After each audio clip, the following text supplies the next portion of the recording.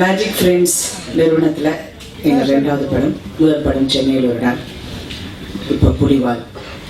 இதில் இங்கே எல்லாருமே நகைச்சுவை கலந்து எல்லாருமே நல்லா பேசுனாங்க. ஸோ யூ கேன் அண்டர்ஸ்டாண்ட் இந்த படத்தில் எவ்வளோ அவங்க எல்லாருமே ஒன்று சேர்ந்து ஒர்க் பண்ணியிருக்காங்கங்கிறத நீங்கள் புரிஞ்சுக்க முடியும். பிகாஸ் நான் ஒன்று பிலீவ் பண்ணுறேன், டீம் ஒர்க் இருந்தால் தான் எல்லாமே சக்ஸஸ்ஃபுல். எனக்கு சில டைம் நான் சில இடத்துல உட்கார போகும்போது சில பேர் பேசுவாங்க நான் அப்படிம்பாங்க, அப்புறம் அவங்களே தனியாக பேசுவாங்க. நான் இல்லைன்னா தலைவர் அந்த படத்தில் ஒன்றுமே வேலை நடந்திருக்காது.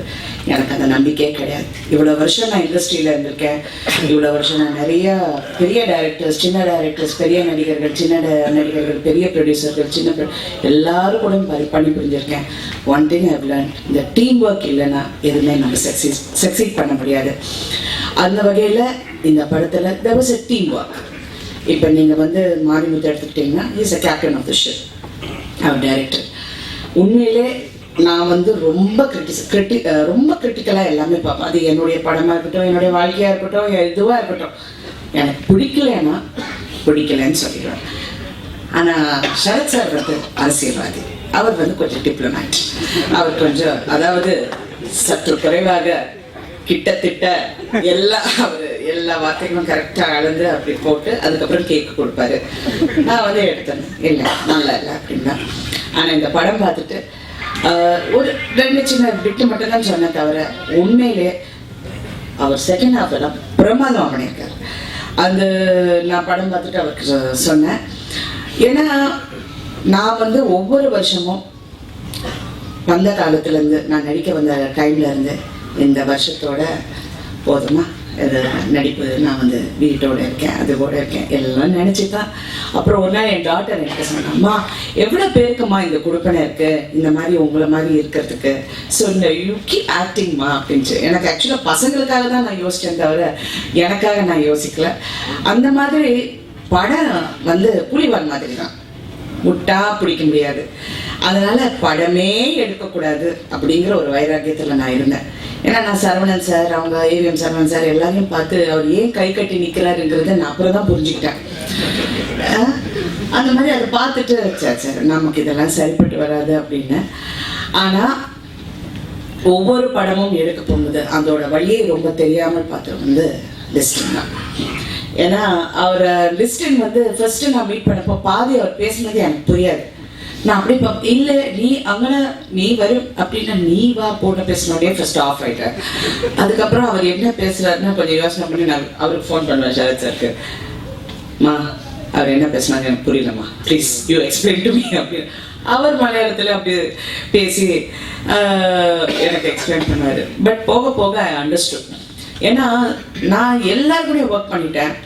பட் படம் எடுக்கிறது there's only certain peopleக்கு ஒரு certain working conditions நாம ஒத்துப்போம். அந்த வகையில் லிஸ்டின் had a very very good understanding with us. ஏன்னா he knows what is, எப்படி படம் எடுக்கணும், எப்படி இருக்கணும்னு. நீங்கள் சரத் சார் கிட்ட சார் இந்த சீனில் ஒரு 20 கிலோ எதுக்கு 20-30 வச்சுக்கோங்க அப்படிம்பாரு. அப்போ இவர் சார் அங்கன வேண்டாம், ஒன்று இல்லை வேண்டாம், ஹெலிகாப்டர் எதுக்கு, நான் கையிலே கேமரா வச்சுப்பேன் பாரு. the neutralizing factor which is always very good. இப்போ ஒரு திருமணத்தில் கூட ஒரு கணவர் ஒரு மாதிரி இருந்தால் வைஃப் அதை பேலன்ஸ் பண்ணி போகிற மாதிரி தான் every business also is got is ups and downs. அதில் அந்த அண்டர்ஸ்டாண்டிங் அமைகிறது ரொம்ப ரொம்ப கஷ்டம். அதில் we are very lucky and we are very happy. ஏன்னா லிஸ்டின் he has got very good sense. அவருக்கு சினிமாவில் எப்படி எடுக்கணும் அண்ட் நாங்கள் எல்லா ஊக்கமும் அவருக்கு we give him all the support for him to understand what it is. எப்பவுமே எல்லா மேரேஜஸ்ல இருக்கிற மாதிரியும் எல்லா பிஸ்னஸ்லயும் இருக்கிற மாதிரி அப்ஸ் அண்ட் டவுன்ஸ் நிறையா இருக்கும். மிஸ் அண்டர்ஸ்டாண்டிங் வரும், அதை கரெக்ட் பண்ணணும், இதை கரெக்ட் பண்ணணும். But that is what life is all about. அது ஒரு பிஞ்ச் ஆஃப் சால்ட்டோட எடுத்துட்டு போற தன்மை லிஸ்டின் இருக்கிறதுனால தான் இவ்வளோ தூரம் நாங்கள் ட்ராவல் பண்ணியிருக்கோம். இன்னும் நாங்கள் பல படங்கள் எடுக்கிறதுக்கு இருக்கிறோம். கண்டிப்பாக அதெல்லாம் வித்தியாசமான படங்கள். நான் சில படங்கள் பேர் சொல்ல விரும்பல. நான் நடிக்க போது ஐயோ ஏன்டா இந்த படத்தில் மாட்டினேன் அப்படின்னு நினைப்பேன். ப்ரொடியூஸ் பண்ண போகும்போது ஏன் இந்த படத்தை நான் தயாரிக்கிறேன் அப்படிங்கிற எனக்குள்ளேயே நான் நினச்சிருக்கிறது உண்டு. பட் அப்புறம் நான் ஒரு டிசிஷன் எடுத்தா நான் கன்வின்ஸ் ஆனால் இந்த படம் இல்லைன்னா எனக்கு வேண்டாம் அப்படிங்கிறது நான் ரொம்ப கிளியர் ஆகிட்டேன். அந்த வகையில் சென்னையில் ஒரு நாள் வந்து எடுத்ததில் எனக்கு ரொம்ப சந்தோஷம். It was a very good movie. As a ப்ரொடியூசருக்கும் எங்களுக்கு சந்தோஷம், பப்ளிக்கும் அது ரொம்ப அப்ரிஷியேட் பண்ணாங்க, நல்லா ஓடிச்சு. அந்த வகையில் ஏன்னா ஒரு ப்ரொடியூசர் நம்ம சொல்லலாம் மேடையில் வந்து இது ஒரு சிறப்பான படம் அப்படின்னு சொன்னால் மனசுக்குள்ளே அவங்க எப்படின்னுலாம் நினச்சிட்டு இருப்பாங்கன்னு நமக்கு தெரியாது. ஆனால் உண்மையிலே ஐ am very convinced and very happy we have made a good film. இந்த குட் ஃபில்ம்ங்கிறது வந்து ஒரு தரமான படமாக இருக்கணும். நான் இதுக்கு முன்னாடி அதுதான் சொன்னேன், நல்ல படமாக இருக்கணும், எனக்கு பிடிச்ச படமாக இருக்கணும், மக்களுக்கு பிடிச்ச படமாக இருக்கணும், கமர்ஷியலாகவும் இருக்கணும், அதே சமயத்தில் அதில் ஒரு மெசேஜாக இருக்கணும். அந்த வகையில் Listin has got the same taste. இது வந்து ஒரு காமன் மேன் பற்றி ஒரு common subject. It's a common man's problem. அந்த காமன் மேனை அட்ரஸ் பண்ணுறது தான் இதில் இருக்கிற மிகப்பெரிய பலம். அண்ட் அந்த பலத்தை வந்து மாரிமுத்து அவர்கள் ரொம்ப பிரமாதமாக பண்ணியிருக்காரு. அண்ட் ஆஃப்கோர்ஸ் கேமராமேன் பற்றி நான் இதில் சொல்லலை, ஐ மீன் காலையில் ஆடியோவில் சொல்லலை. Wonderful work. ஏன்னா ஐ எம் வாட்சிங் ஸோ மெனி பீப்புள். அந்த வகையில் you have exalted yourself. Music director பற்றி நான் குறிப்பாக சொல்லணும். தென்மேற்கு பருவக்காற்று வந்து நான் நடிக்கிறது படம், அப்புறம் நடிக்கலை. நான் அவருடைய சாங் கேட்டு எனக்கு ரொம்ப ஹாண்டிங்காக இருந்தது. அதுக்கப்புறம் இந்த படத்தில் ஃபஸ்ட்டு எனக்கு டியூன் வந்து எனக்கு எஸ்எம்எஸ் மூலியமாக ஐ மீன் அனுப்பிச்சாங்க, இந்த டியூன் ஓகேன்னு நீங்கள் சொன்னாங்க. நான் கேட்டோன்னே எஸ் திஸ் டியூன் இஸ் ஓகேன்னு.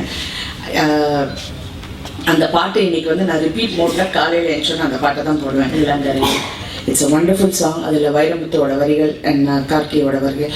ஏன்னா இப்போ சில பாட்டெல்லாம் கேட்டால் நமக்கு புரிய மாட்டேங்குது, என்ன பேசுனாங்கன்னு புரியல, என்ன பாடுறாங்கன்னு சுத்தமாக புரியாது.